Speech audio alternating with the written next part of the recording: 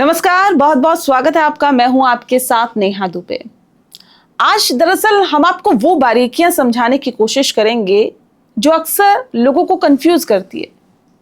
क्या है एस्ट्रोलॉजी, क्यों विश्वास करें एस्ट्रोलॉजी पर, एस्ट्रोलॉजर्स जितना बताते हैं वो पूरा सही होता है क्या, क्या कहते हैं एस्ट्रोलॉजर्स के कोच, क्या कहते हैं लाइफ कोच। आज हमारे साथ मौजूद है गिरीश पारिक, जो कि बहुत ही विस्तार से, बहुत ही तफसील से आपको आपके उन डाउट्स को क्लियर करेंगे जो किसी ने आज तक नहीं की होगी।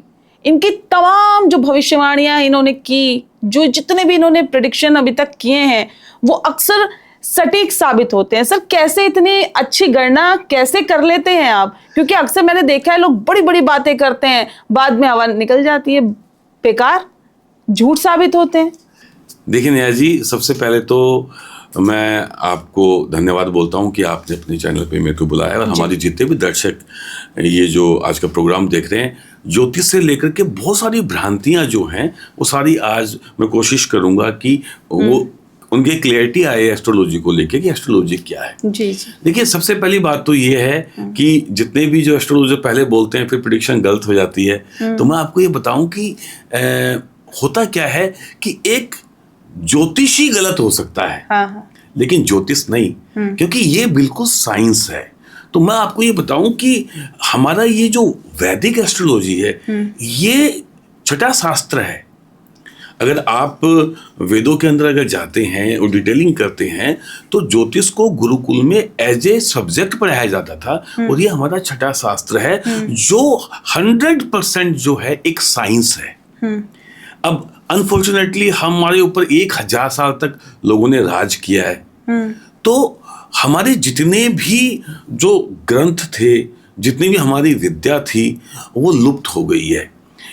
आपको अच्छे से मालूम होगा कि तक्षशिला, नालंदा तो 6-6 महीने तक डिस्ट्रॉय कराया, जले हैं जी।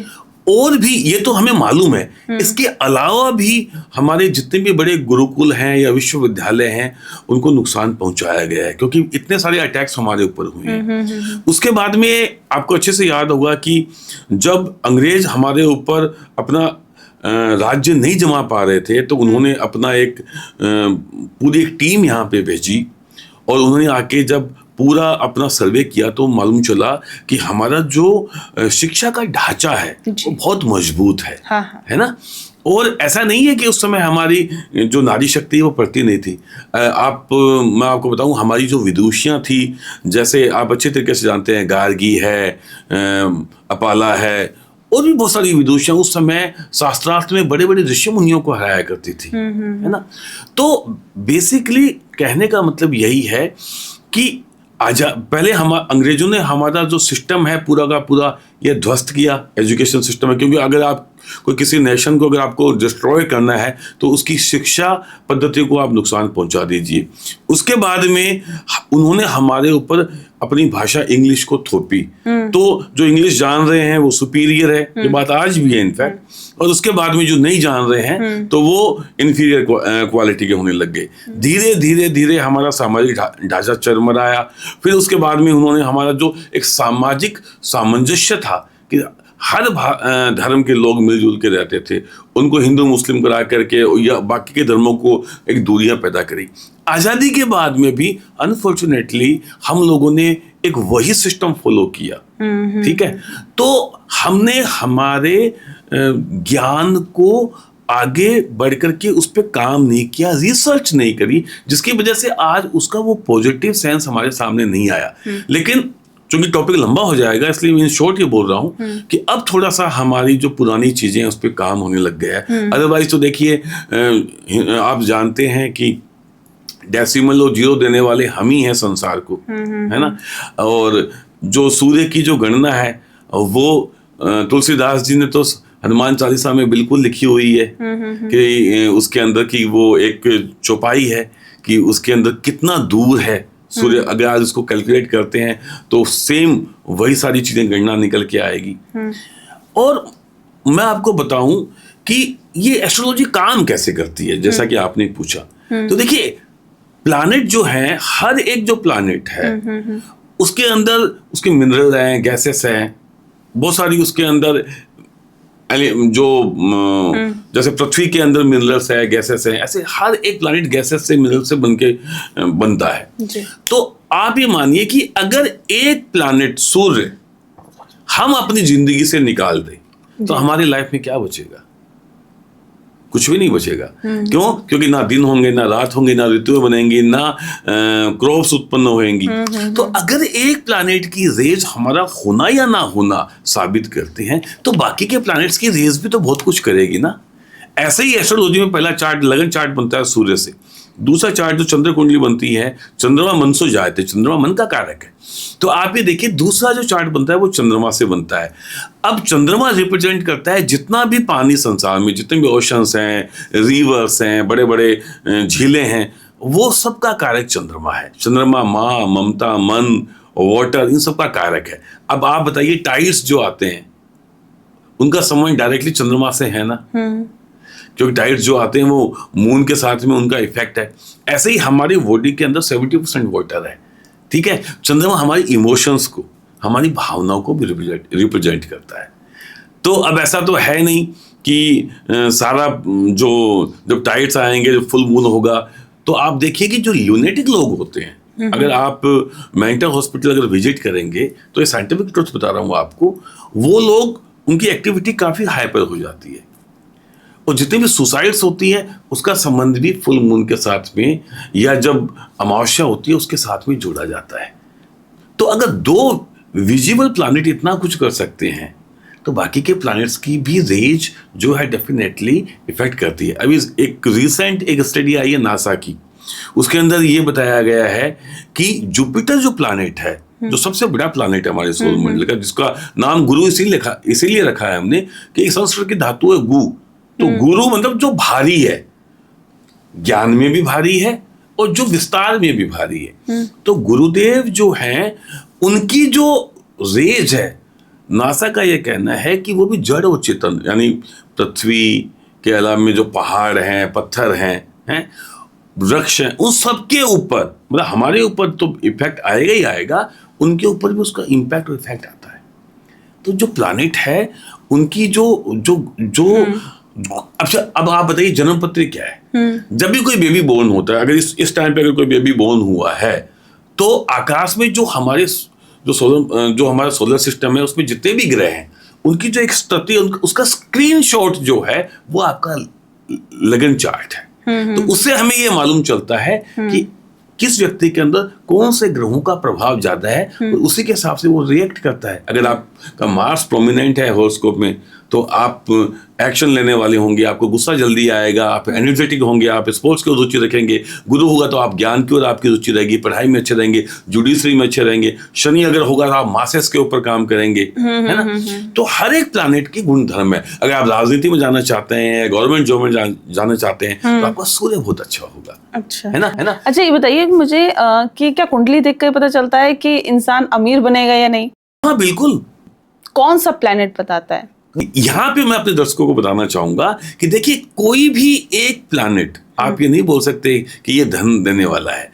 हर एक आदमी की इंडिविजुअल हॉरोस्कोप होती है और उसके अंदर लग्नेश है, पंचमेश है, नवमेश है और आपका आयेश है, यानी आपको आपके हाउस ऑफ इनकम को जो रिप्रेजेंट करता है प्लैनेट, आपके भाग्य को जो कर रहा है, आपके जो कार्य क्षेत्र को कर रहा है और आपका जो ओवरऑल जो स्ट्रेंथ देने वाला प्लैनेट है और आपका विद्या भाव। अगर इनमें से कोई भी 2 या 3 प्लैनेट बहुत बढ़िया है और वो राजयोग का निर्माण कर रहे हैं, देखिए राजयोग जो है ना, उसके बिना आप अपने जीवन के अंदर आगे नहीं बढ़ सकते हैं।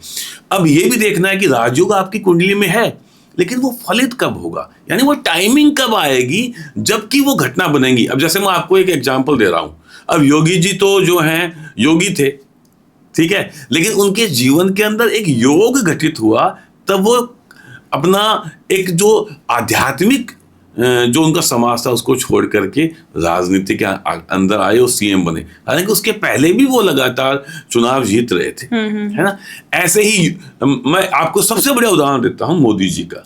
अच्छा। हमारे माननीय प्रधानमंत्री जो हैं वो उन्होंने जीवन बहुत संघर्षपूर्ण जीवन जिया है। उन्होंने जिस घर में पैदा हुए, आप सब जानते हैं वो सारी स्टोरी, सबको मालूम है कि कैसे उनके पिताजी चाय का व्यापार करते थे और वो उन्होंने खुद चाय सर्व करी। फिर उन्होंने आरएसएस ज्वाइन किया, फिर एक ऐसे मतलब 7x7 के कमरे में वो रहे हैं जिसके बारे में आप सोच भी नहीं सकते। और वो बाकायदा एक समय जाकर के किसी भी कार्यकर्ता के यहाँ पे भोजन ग्रहण करना, उसके बाद में जो अध्याय साबित हुआ कुंडली के अंदर, जब महादशाएं आई, जब वो योग घटित हुआ, तो वो कई बार सीएम बने और हमारे देश के आज गरिमा में मैं बहुत शान से बोल सकता हूँ कि हमारे इतने अच्छे प्रधानमंत्री भी हैं, है ना।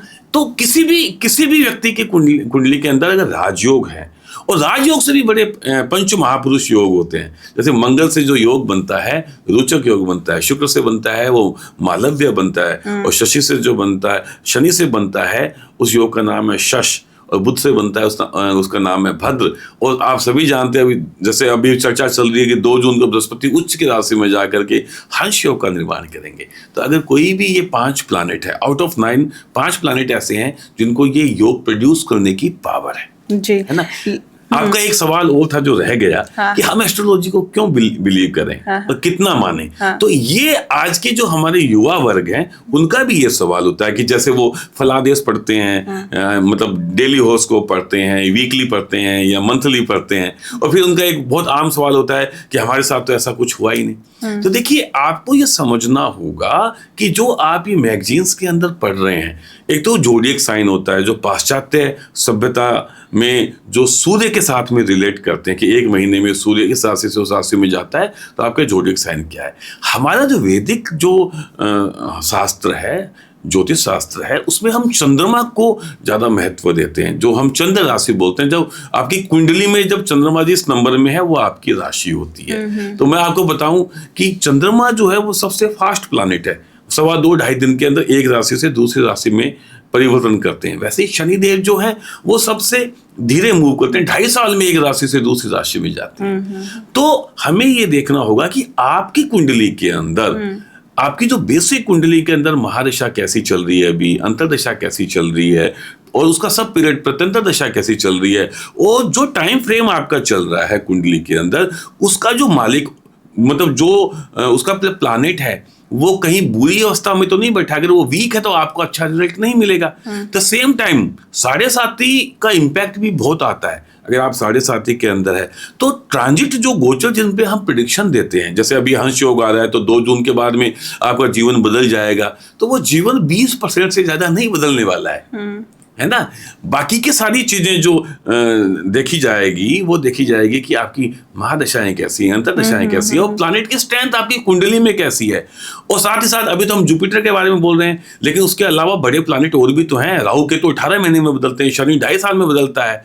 तो बेसिकली क्यूमुलेटिव इफेक्ट को देखना पड़ेगा। और जब हम इस एक ऑर्डर के अंदर ये चीजें फॉलो करेंगे कि आपकी महादशा, आपकी कुंडली, आपकी बाकी के प्लैनेट, और फिर गुरु, है ना, फिर बाकी के जो छोटे छोटे प्लैनेट है, जैसे मार्स है, बुध है, जो 1.5 महीने में बदल जाते हैं, शुक्र जो बदल जाते हैं जल्दी, इन सबको एक साथ एक सूत्र में पिरो करके जब आप प्रेडिक्शन देते हैं तो वो प्रेडिक्शन निश्चित रूप से आपके जीवन के काफी करीब होती है। तो मैं ये बोलूंगा कि आपको एस्ट्रोलॉजी को एक लार्जर स्केल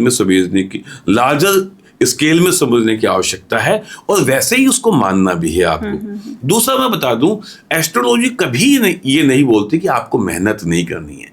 एस्ट्रोलॉजी आपको ये बोलती है कि आपको मेहनत, आपको जो आपके जो एफर्ट है वो एक सही डायरेक्शन में डालने हैं। जैसे कि आप सपोजिटली कि बहुत बढ़िया काम कर सकते हैं मार्केटिंग के अंदर, लेकिन अगर आप एडमिन का जॉब कर रहे हैं या आप अकाउंट्स में हैं तो निश्चित रूप से आप उतना बढ़िया नहीं करेंगे। जब आप किसी एक अच्छे एस्ट्रो लाइफ कोच के पास में या एस्ट्रोलॉजर के पास में जाती हैं तो वो आपकी कुंडली देख करके वो आपको ये बताता है कि नहीं, आपका जो एफर्ट है वो आप गलत जगह डाल रहे हैं, आपको बिजनेस में आना चाहिए या आपको अपनी लाइन चेंज करनी चाहिए। और जब आप उस डायरेक्शन में अपने एफर्ट को बढ़ाते हैं तो आप कामयाब हो जाते हैं। और यही कुंडली का काम है। आपने शुरुआत में मतलब आपने एक ही सवाल में इतना कुछ पूछ लिया है। आपने शुरुआत में मेरे से ये जानने की कोशिश करी कि अगर ये चीजें अगर नहीं है तो हम इसको माने क्यों। बिल्कुल ठीक आपने सवाल किया। तो मैं हमारे दर्शकों को बता भी देता हूं कि देखिए क्या होता है कि एस्ट्रोलॉजी को सबसे पहले तो हमें कितना मानना चाहिए, और दूसरा अगर कोई चीजें फिक्स है तो फिर ये सारी चीजों का मतलब ही क्या है। तो देखिए क्या है, दो तरह की डेस्टिनी है। एक डेस्टिनी है फिक्स, नोबडी कैन चेंज। जैसे आपका जब जहां पे जन्म होना है, जो माँ बाप आपके नियत कर दिए विधाता ने, नोबडी कैन चेंज। आप जैसे भगवान कृष्ण को लीजिए, पैदा हुए वो देवकी माता के यहाँ पे, पालन पोषण नंद बाबा ने किया, है ना। तो कहाँ आप पैदा होंगे, कहाँ पालन पोषण होगा, ये कोई चेंज नहीं कर सकता है। आपकी शादी जब जिससे जितनी बार होगी होएगी, कोई टाल नहीं सकता। रिलेशनशिप एक अलग चीज है, शादी एक अलग चीज है, ठीक है, ये भी आप जान लीजिए। तीसरी बात, आपकी डेथ जब जहां आनी है आएगी, नोबडी कैन चेंज।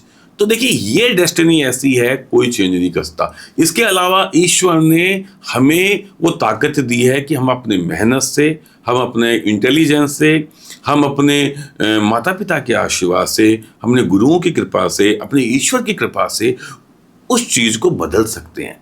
तो 50% ऐसा फ्यूचर है जो हम नहीं बदल सकते हैं, 50% ऐसा है जो हम मेहनत करके बदल सकते, लोगों की दुआएं लेकर के बदल सकते हैं। आप ऐसा मान लीजिए कि अगर एक लाइन हमारी किस्मत में खींच दी गई है, तो इस लाइन को कोई चेंज नहीं कर सकता, लेकिन इस लाइन के आगे बड़ी बड़ी लाइनें हम अपने एफर्ट से खींच करके इसको छोटा कर सकते हैं ना। और हम अपनी आलस्य से, हमारे कम एफर्ट से और तकदीर के बहाने इस लाइन के बगल में छोटी छोटी रेखाएं खींच के इसको बड़ा भी कर सकते हैं।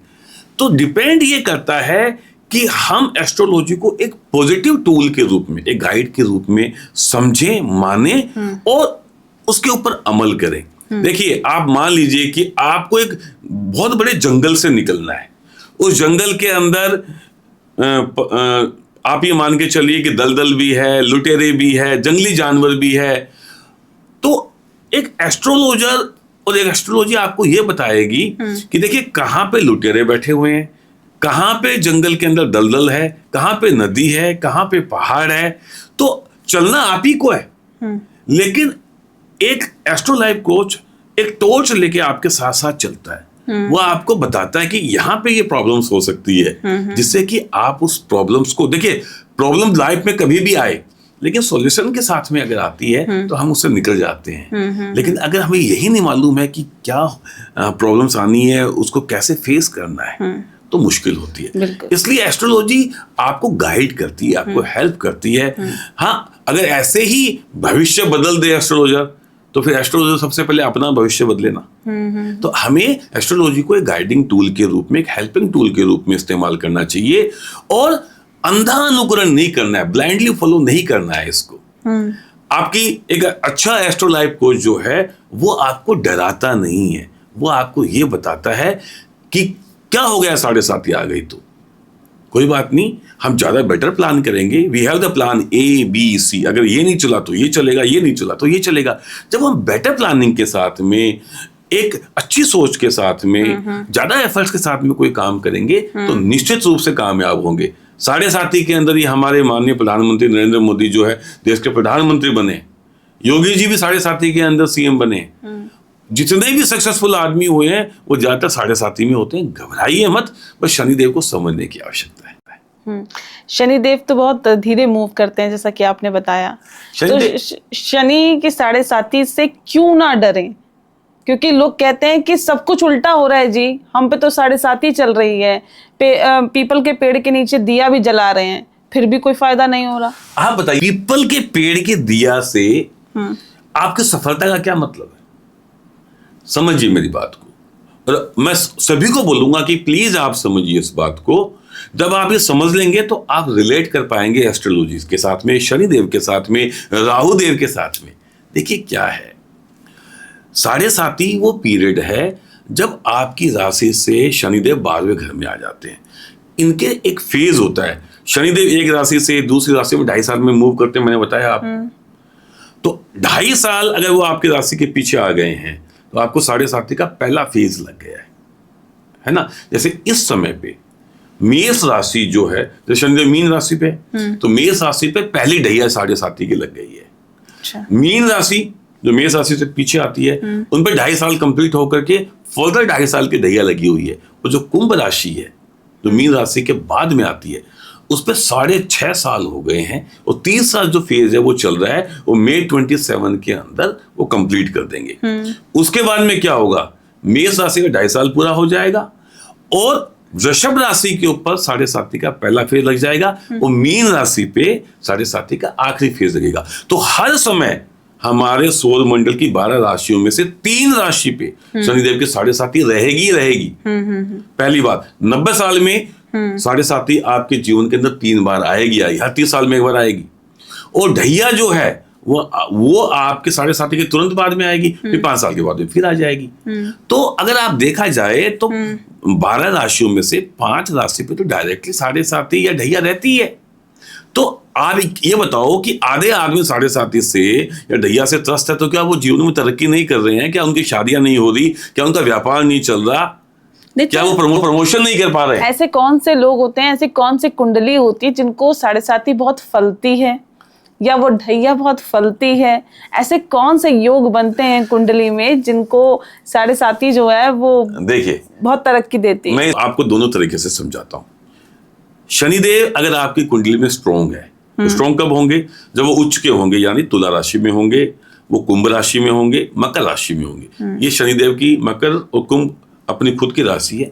कुंभ राशि मूल त्रिकोण की राशि, तो वहां पे ज्यादा बली माने गए हैं। और सबसे बढ़िया माने गए हैं शुक्र की राशि तुला राशि में, वहां पे वो एग्जॉल्टेड होते हैं। ठीक है, तो अगर आपकी कुंडली के अंदर शनिदेव अगर यहाँ पे है, तो आपको ज्यादातर डरने की आवश्यकता नहीं है। लेकिन अगर मेष राशि में है, वृश्चिक राशि में है, सिंह राशि में है, तो सूर्य की राशि में अगर है, मंगल की राशि में है, तो यहां पे थोड़ी सी प्रॉब्लम्स आती है। लेकिन कुंडली में शनिदेव अच्छे हैं, राशि आपकी कुछ भी हो सकती है, लेकिन शनिदेव अच्छे हैं, तो यहां पे भी आपको कम इंपैक्ट देखने को मिलेगा। साथ ही साथ में अगर महादशा आपकी बढ़िया है, जैसे आपकी लग्नेश की महादशा है, पंचमेश की है, भाग्येश की है, और उसके मालिक भी अच्छे हैं, तो 7.5 आपको छूती हुई निकल जाएगी, क्योंकि अच्छी महादशा उनको कंट्रोल कर लेगी। लेकिन मैं इतना बताऊं, ये तो ज्योतिषीय बात करिए, लेकिन तो आप प्रैक्टिकल बात करते हैं। देखिए शनिदेव क्या है, शनिदेव का मतलब है कि आप एक कंफर्ट जोन में थे। आप ये समझिए कि आज मेरे पिताजी का एक बिजनेस है, और वो बिजनेस मेरे को विरासत में मिला, और वही चीजें जाकर के मैं उस पर बैठ गया, मैंने उसको एक्सपेंड नहीं किया, मैंने कोई नई चीजें नहीं सोची। सपोज करो मैं एक एक्सपोर्टर है मेरे पिताजी, और मैं एक्सपोर्ट कर रहा हूँ, मेरे 3 बायर फिक्स हैं, और सालों साल से वो प्रोडक्ट आ रहा है, बन रहा है, जा रहा है, तो मेरा एक कंफर्ट जोन आ गया जी। उस कंफर्ट जोन को अगर मैं चेंज नहीं कर रहा हूँ, बिजनेस के लिए मैं नई स्केलिंग नहीं कर रहा हूँ, और सपोज करो उन बायर्स को कोई अच्छा एक सप्लायर मिल गया कि जो अच्छे रेट पे और बढ़िया मटेरियल बना के दे रहा है, तो वो लोग मेरे को ऑर्डर नहीं करेंगे। अब मेरी तैयारी नहीं है, तो और उसी टाइम पे 7.5 आ गई। तो इसका मतलब ये हुआ कि अगर हम बेटर प्लान करते, अगर हम ये मानते कि हम एक नई फैक्ट्री लगाने जा रहे हैं, और उस फैक्ट्री के बेसिस के 2 बायर्स के बेसिस पे हमने नई फैक्ट्री लगा ली है, और कल को कोविड आ गया, या कल को वो बायर ही दुनिया में नहीं रहे, या उनको कुछ और मिल गया, तो क्या हमारे पास में 8-9 बायर्स और हैं?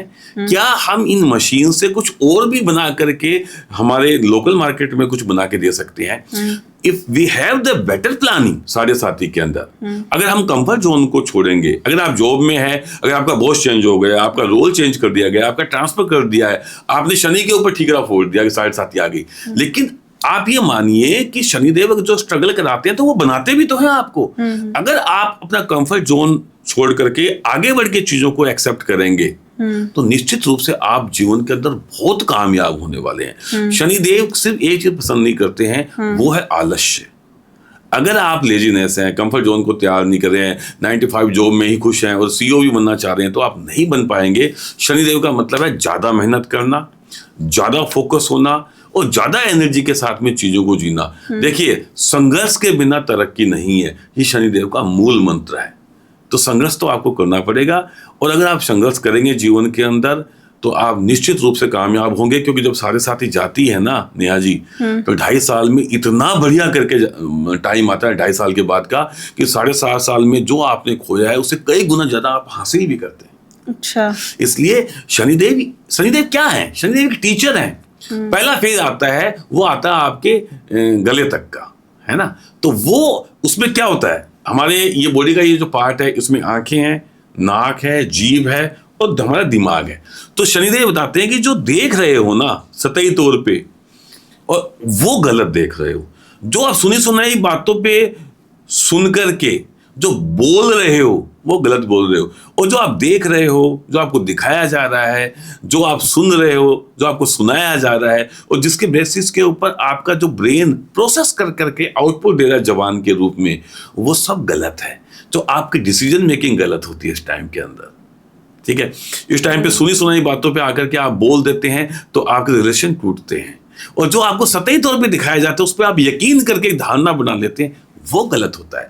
तो बेसिकली यहाँ पे आपको हर चीजों को सोच समझ के करने की आवश्यकता होती है। आपको अपनी प्लानिंग बेटर करने की आवश्यकता होती है। आपको अपने स्किल सेट को चेंज करने की आवश्यकता होती है। और मेरा दावा है, अगर आप ज्यादा मेहनत के साथ में पॉजिटिव होकर के जो चेंजेस आपके लाइफ में हो रहे हैं उनको स्वीकार करेंगे।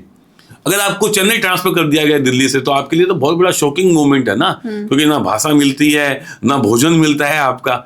लेकिन आप वहां पे एक बार जाकर के उस रोल में फिट हो जाते हैं तो वापस आप ही दिल्ली के बॉस बन करके भी आते हैं, सीईओ बन करके। तो ये सारी चीजें शनिदेव के पीरियड में होती है। हालांकि आपने अपना मतलब अगर आप ट्रांसफर लेकर परिवार के साथ नहीं गए हैं तो आपने अपना मी टाइम खत्म किया है, आपने अपने बच्चों के साथ में जो है जो टाइम आपको देना चाहिए था वो आपने खत्म किया है। लिमिटेड टाइम के लिए प्रॉब्लम्स आएंगी, लेकिन वो नहीं आएंगे तो आप जीना कैसे सीखेंगे। तो शनिदेव को पॉजिटिवली आप लीजिए। हाँ, निश्चित रूप से मैं बोलूंगा कि आज आप मेरे बॉस हैं और आप ही मेरे को दंड देने वाले हैं और मैं आपके सामने नतमस्तक हूं। तो निश्चित रूप से अगर मैं रोज आपके पास में आता हूँ, रोज मैं आपको नमस्कार करता हूँ, आपके हाथ जोड़ता हूँ, आपकी स्तुति गान करता हूँ, आपको स्तोत्र सुनाता हूँ, तो फिर आपको मेरे से मांगने की आवश्यकता थोड़ी है। मेरे को तो मालूम ही है कि आपने जो शर्ट पहनी है वो पुरानी हो गई है, वो बिना मांगे ही मैं दे दूंगा आपको। तो हाँ, इतना जरूर है, अगर आप शनिदेव की शरण में जाते हैं, हनुमान जी की शरण में जाते हैं, या अपने जो सदगुरु की शरण में जाते हैं, या जिस किसी भी भगवान की पूजा करते हैं उनके शरण में जाते हैं, तो निश्चित रूप से समस्या आएंगी, लेकिन सॉल्यूशन के साथ में, प्रॉब्लम विद सॉल्यूशन आएंगी और आप निकल जाएंगे। और बहुत सारी बात कहते हैं ना कि सूली का सूल हो जाता है। तो अगर आपके हाथ को सपोजिटली आपके हाथ का ऑपरेशन होना लिखा था, तो आपके हाथ पे छोटी सी चोट आके लग जाएगी।